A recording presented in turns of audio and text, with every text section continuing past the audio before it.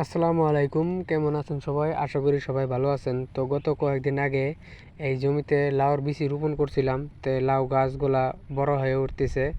সেই ক্ষেতে জাংলার কাম আজকে শুরু করে দেব। তো প্রথমে আমি যে জায়গা থেকে বাঁশগুলা নিতেছি, মূলত এই জায়গায় আসছিল ধূপগুলের জাংলা। এই জাংলাগুলা ভাঙা হয়েছে, সেই বাঁশের খুঁটাগুলা আমি মূলত নিয়ে যাবো আজকে সেই লাউ খেতে জাংলা দেওয়ার জন্য।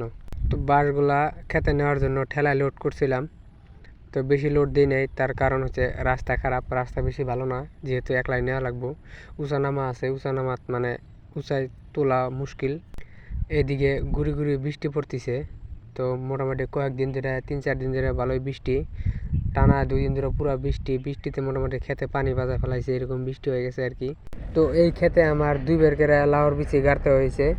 তার কারণ হচ্ছে যখন ফার্স্ট যেমকা গাড়ছিলাম তখন বিচিগুলা জ্বালাইছিল, 2-3 পাতা করে লাউ গাছগুলো হয়েছিল, তখন ওই ছাগলে খায় ফেলে। পরবর্তীতে আমার আবার বিচি গাড়া লাগছে।